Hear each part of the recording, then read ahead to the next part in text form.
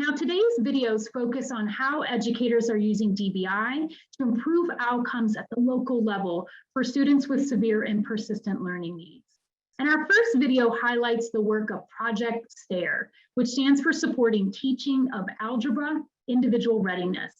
Now, NCII partnered with Project STAIR, which is also an OSEP-funded project, to host a series of webinars focused on implementing DBI with mathematics during COVID-19 restrictions. Now, in this video, you're going to hear from Dr. Sarah Powell, who was recognized as a champion yesterday, Erica Lemke, who is our NCII Center Advisor, and Leanne Ketterlein-Geller, who is not able to be here tonight, but will be highlighted in our presentation. So let's hear about Project STAIR. Hi there, I'm Erica Lemke, representing Project STAIR, supporting teachers of algebra, individual readiness. I'm here with my colleagues, Leanne Ketterlein-Geller from Southern Methodist University and Sarah Powell from UT Austin. We're so pleased to present just a little bit about our project, but mostly how we've been able to make tremendous connections with the NCII, especially in the past few years. Our project is funded by the Office of Special Education Programs, and the focus of our project is working with teachers who are in grades 6 through 8 who have students in their classes that are experiencing mathematics difficulty, either in terms of being on an IEP in mathematics or just being at risk academically in mathematics.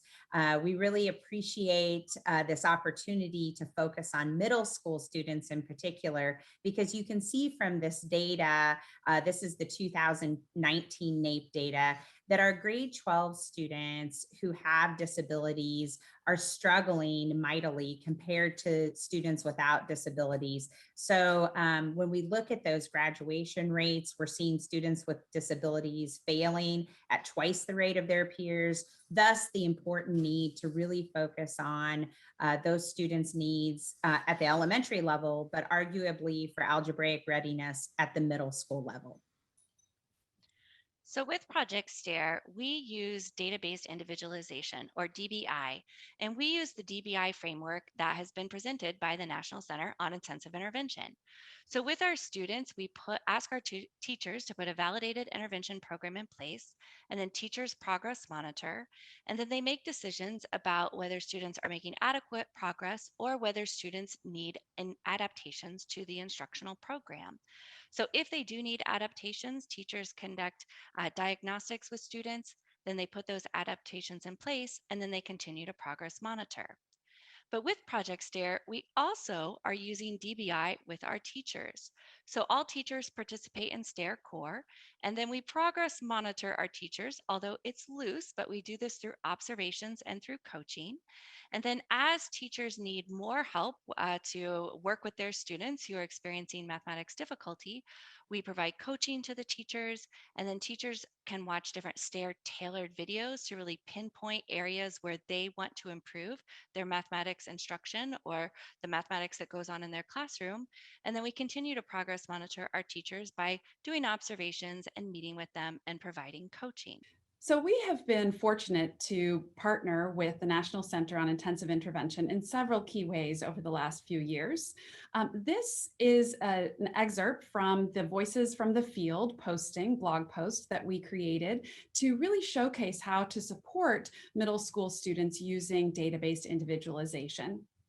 We've also partnered with the National Center for Intensive Intervention in several ways this year, really focusing on how we can provide guidance to teachers in the field as they're delivering intervention virtually to students who need intensive support.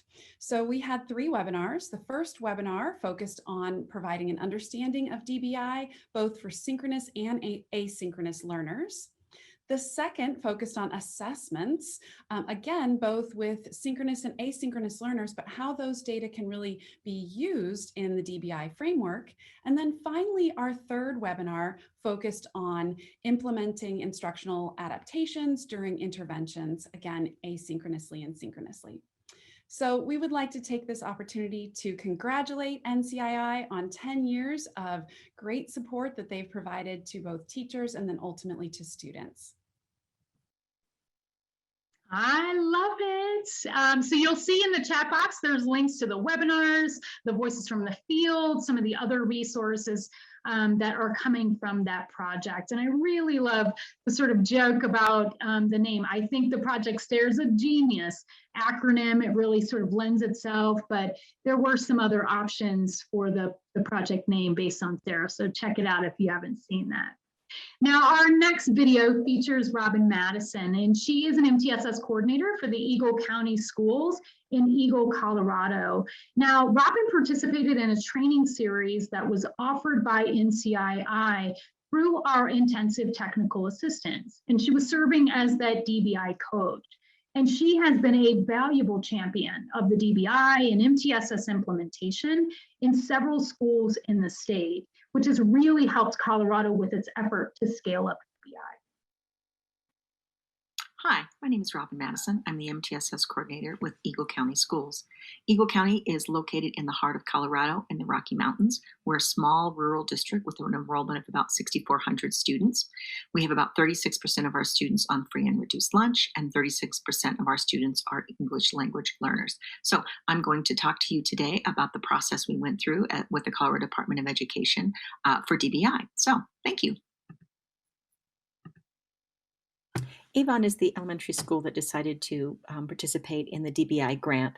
They have a total enrollment of 304 students. Free and reduced is 75%, English language learners 76%, so a little bit higher than our district average.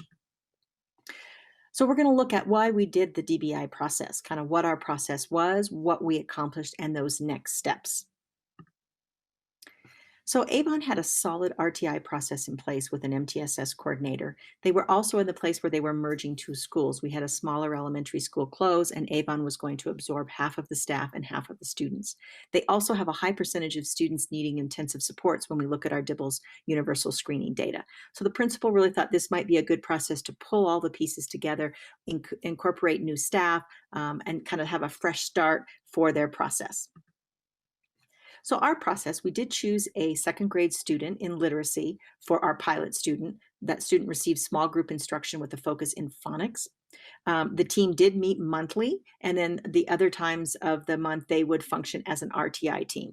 We had a diverse team. We had our principal. We have teacher leaders who are our coaches in our building. We had a designated team lead for the DBI process, our counselor, our teacher leaders, and our special education teachers. And then we had some smaller cohorts within that DBI team that really looked at layered continuum of support. What we accomplished, we really accomplished getting consistent agendas and consistent protocols for our meetings and a really good teaming structure that they can take forward for some other teams in their building as well. We had student growth as measured by iStation and DIBELS, and diagnostic data. The team really looked at that ISIL component and really felt like that was going to be something that they really are going to integrate into their MTSS process. Another area in that diagnostic data is really looking at opportunities to respond. Avon is a dual language building, and they really want to build language. We want to really truly build biliterate, bilingual students. And so really looking in their classrooms to see how many opportunities to respond students have in both languages. And then the one that we spent the most time on was the 7 dimensions of taxonomy, and we did a deep dive into layered continuums of support. So in that, when we looked at that universal, that was a big aha for the team. When we looked at those continuums for English and ELA, and we looked at our continuums for math, and we looked at what our continuum was for social emotional behavior, which is primarily provided by the counselor. You can see there's a lot of red and purple on there. That was where we had a lot of discrepancy across grade levels. Certain grade levels were using this, others grade levels were not, certain teachers. And so really standardizing that universal instruction was a big aha for the team. Their next steps are really instruction, fidelity, and family partners. So again, continuing to look at those tier 1 universal supports, that best first instruction, both in curriculum and instruction. They're also moving to a student-centered scheduling where they'll be doing some co-teaching and some co-teaching light. And then fidelity, really getting some fidelity checklists in place. What do they want to see when their students are receiving a tier 2 intervention? What consistent progress monitoring probes? How robust are those probes? And then family partners. They would do a great job of including families in the process, but we also need to make sure that there's a procedure so that those meetings run efficiently and effectively. The principal really felt good about the process at the end, and she feels like it has a structure that the team will be able to use going forward. We asked teachers about their biggest impact. Again, that ISIL and that riot, clarifying and solidifying processes, and then really adding fidelity to their MTSS process. So this is what we did at Avon Elementary this year. Thank you for listening and for your attention and learning about DBI at Avon. Now, how many of you want to visit Avon? I'm ready to go with that picture. Now, I just want to remind you, if you have any questions for Robin or any of our presenters, just place those in the chat box because Sarah Benz is collecting those for our live discussion. Now, something that I just want to point out that sort of struck me is if you've been with us over the last 3 days, you may have noticed that all of our sites mentioned that they started with 1 student. And this is really that idea of starting slow to go fast, as Lynn Loser from North Carolina used to say, but it allowed teachers to really understand the process, right? To not feel overwhelmed. And so if you also started with just 1 student, we'd love to hear about your stories and how that worked for you. And if you started with a bunch more, like maybe 6 or 7 simultaneously, we'd like to hear that as well. Now, our next video comes from Elsa Iglesias, and she is currently an exceptional children's instructional coach for Buncombe County Schools. And I'm headed there in about 3 weeks. And she serves as the North Carolina State Improvement Project Western Region Math Coach. And she has created a Google site where she shares a host of instructional resources with the folks that she works with. And it actually includes a lot of the videos that we have resources from our website, but also videos in which she is creating for her local educators to help translate a lot of these resources and content for them. Now, she has completed every single module on the NCII website, whether it's math, reading, or behavior and explicit instruction. And she actually participated in the NCII Progress Center virtual math course that was led by Sarah Powell, and Sarah shared a lot about that yesterday. So let's hear from Elsa. Currently, I am the instructional coach for exceptional children in Buncombe County Schools in Asheville, North Carolina. And I am also the Western Region coach for mathematics for the Department of Public Instruction for North Carolina. So I help teachers out in the Western region, the mountains out here in the western part of North Carolina. I help teachers instruct students, and so that's one of the things I do. With our work with NCII, what I did was I'm part of a leadership team. Department of Public Instruction asked us to ask Buncombe County Schools to be involved in a project with them with NCII. So I went on to the website and I got really excited after I went to a couple of the meetings and saw some of the work that we were going to be doing. I went onto the website and I took one of the courses for intensive intervention mathematics. It was really very well done. I loved it. I learned a lot, and I started passing that back out to my teachers and to my colleagues, to other instructional coaches. So then COVID happened, and we were, our instructional coaches in our county were asked to come up with some professional development for our teachers because of COVID. A lot of our teachers were at home and needed some extra training, especially now with remote. So what I did was I took that course that NCII has and I developed a Google Classroom. And instead of just giving it to my Buncombe County teachers, I made it available to the Western region. Because I'm the Western region instructional coach for Department of Public Instruction, I passed it out to all the other counties as well. So I invited all the other counties to participate, and we got overloaded. I had about 70 teachers, 70 to 75 teachers log on to the course and actually start completing the course. And so I didn't realize it was going to be that many who got involved, because I had promised them certificates and CEUs. So I started grading their all of the materials they did. We got lots of great discussion, lots of great questions.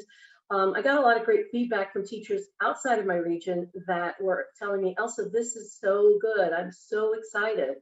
So what I did was I went back, and I am also an instructional coach. I also teach reading. So I went ahead and did the foundations, the course for NCII for reading as well. So I did that, and I developed that into a Google course as well. So those are the two things that I've done. Also, I went on to NCII, and they have a lot of resources. And so one of the resources was on progress monitoring, which is one of our biggest projects for our school system, but for EC teachers in general, a lot of progress monitoring. And so I took their progress monitoring Excel sheet that they had on their website, and I showed it to my teachers, and they're using it. So it's on my Google site. I have a instructional coach Google site. So NCII pictures very much on my Google site. I use the Google site. I show them where part of my Google site shows the NCII website. Then it also tells them about the intensive interventions courses, and then it has a link to my Google Classroom. I put on there the Excel, all sorts of resources, and our teachers are really loving it. The minute someone asks me about something, I tell them, well, have you visited NCII's website? Because that website is chock full of great stuff. I've gotten such great feedback from the math intervention course on Google. Lots of our teachers are going back, and I'm planning a what we call a booster session. I'm planning a booster session, and I'm going to be going back to those courses and doing a booster session with them on the progress monitoring, because that is our focus this year for our county. And so I'm going to do a booster session on the progress monitoring. I'm going to feature the Excel, make sure our teachers are using it, and going back to that course and using that information to bolster my booster session. I love that focus on ongoing learning. So I want to thank Elsa, and so you can see she's shared some information in the chat box. She's got 6 courses, but I think it's so critical what she's doing in organizing and presenting the resources so they're meeting the needs of the teachers, right? Sometimes it can be really overwhelming, and we need those champions in the field to get it to the right people at the right dosage. Now, our next video comes from Carrie Jenkins, and you may have seen her in some of our other videos. She has been sharing some of her information in the Wyoming video that you saw yesterday, but also some national presentations for the center. She is a special education teacher from Laramie County 1 school district in Cheyenne, Wyoming, and she's one of a dozen amazing educators who were highlighted in that pre-session video yesterday. And if you missed it, we'll be posting on the website that you can see it. She has served as a coach to other special education colleagues in her district. And then this most recent year through the NCII intensive TA, she served as a community of practice state coach where she actually worked with other districts. And then next year, I've heard that she has been able to take on the role as an actual position in her school as a DBI coach. Now, I will just share that Carrie and her fellow educators who are on the session today were recognized this week at their district school board meeting, which is a big deal. Because what initially started with just that one student, but we're going to try it out, really exploded and became district-wide, like what we saw in Michigan and Missouri and Colorado and Texas. So let's hear from Carrie and her story. Hi, my name is Carrie Jenkins, and I'm a special education teacher at Davis Elementary in Cheyenne, Wyoming. This is my 21st year of teaching special education, and this is my 3rd year of implementing the DBI structure in my classroom. I just wanted to take a few moments to tell you about my journey and some of the stories that I have from implementing DBI. The first year I was able to attend some trainings and also worked closely with the state coach to help me implement it in my classroom. I worked with my teaching partner, and we targeted the area of reading. We identified students that we felt needed the most intense, that were not showing growth and had not been showing growth the last couple of years. So we approached that and started looking at different programs and targeting sat down and really had some great conversations about where do we want these students to go to, and what do we want to target, what skills. From then we kind of played around with some different programs. And I think the most powerful thing for me is I was able to progress monitor my students every week, have those conversations with my colleague as well as the students, and talk about what do we need to do? What do I need to do as a teacher to help with that growth? And what does my student need to do to continue with the growth? And so we had a lot of great conversations, frustrating at times because I would talk to my colleagues about, gosh, I'm trying this and I'm trying this and it still isn't working. And so having somebody and a coach to look at different things, sometimes we would do simple adjustments such as extending their time or reducing the size of the group. I had one instance in which I had a student that had ADHD, and he just could not do a full 30 minutes. So I did 15 minutes in the morning and 15 minutes in the afternoon, and what a difference that made. Then I had other instances where I had to really look at my program and decide that, it's not making a difference. My students need something else. And with the help of training and, I had a lot of support from my district that got me training. So I was able to implement some different programs. I think the other thing that was really powerful to me is knowing when I needed to make a change and having that data to look at. I was able to take it to my team and say, gosh, look at this. They were, flatlining at this point. And then I started to implement this strategy, and look what happened. I was able to have those conversations with my parents and really be proud to have data to say, these are the adjustments we need to make. I was able to, I think 2 years ago, I exited one student from services because he had made so much growth in a 6 months time, because I was targeting specific skills that he needed that he didn't have before. And I was amazed on his growth, and he was proud of himself, and he was able to communicate that to others around him. He was able to communicate that to his parents and his teachers. He was also on a behavior plan, and we took him off the behavior plan. So those were hand in hand with each other, his academic growth and his behavior. So that was really great to see. The other thing that I started doing the last couple of years is I started to be a coach for our district to help other resource teachers, special education teachers, implement DBI in their schools.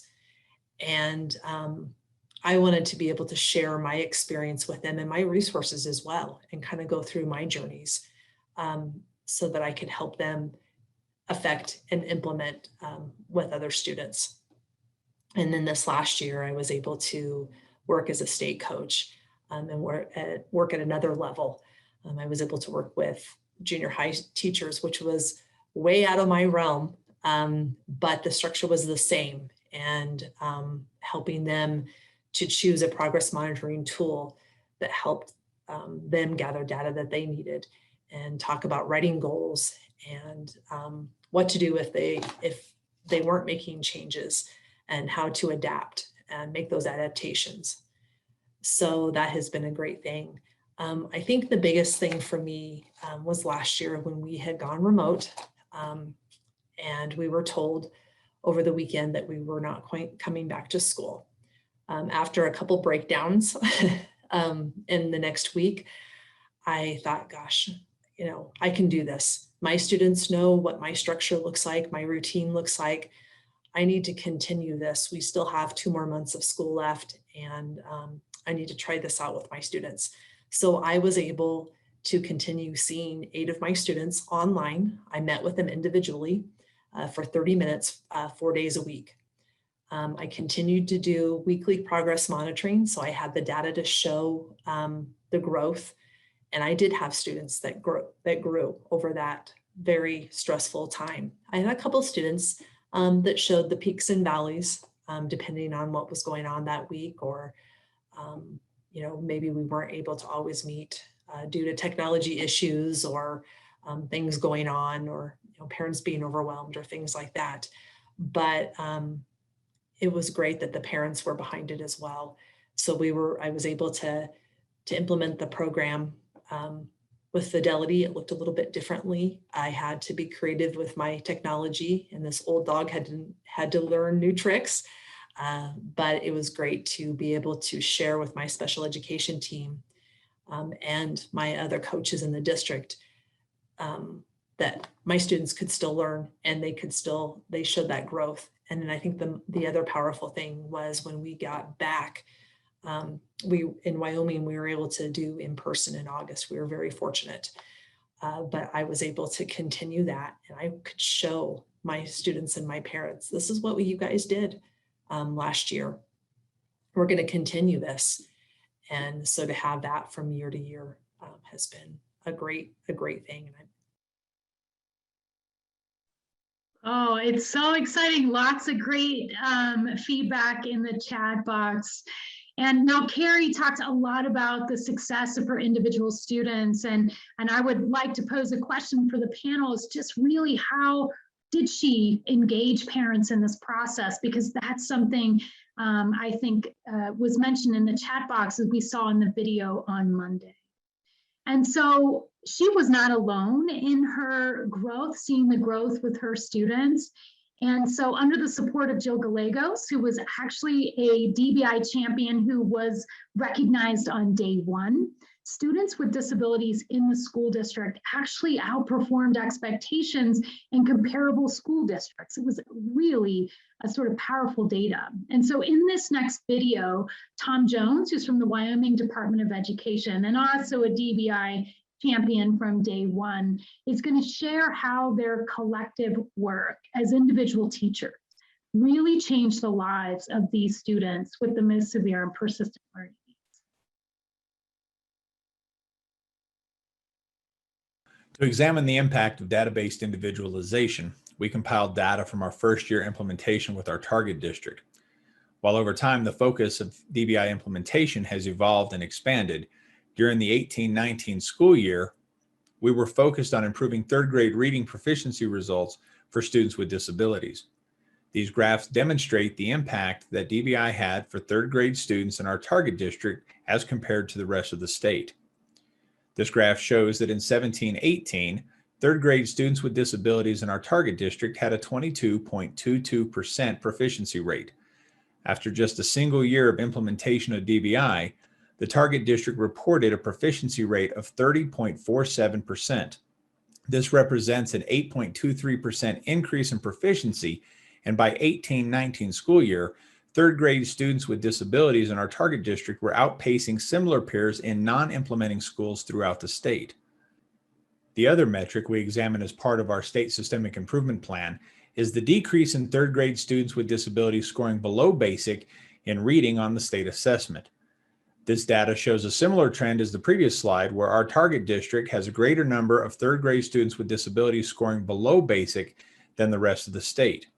However, after a single year of implementation of DBI, the target district was able to decrease the number of 3rd grade students with disabilities scoring below basic by 13.22%, again outpacing the state rate, which appears to be fairly flat. We have looked at these data in a number of different ways, including comparing non-DBI implementing schools within the target district to its implementing counterparts, and then comparing both sets of schools to schools within the state that have comparable characteristics. In every analysis, the impact on growth for students receiving intensive intervention was the same.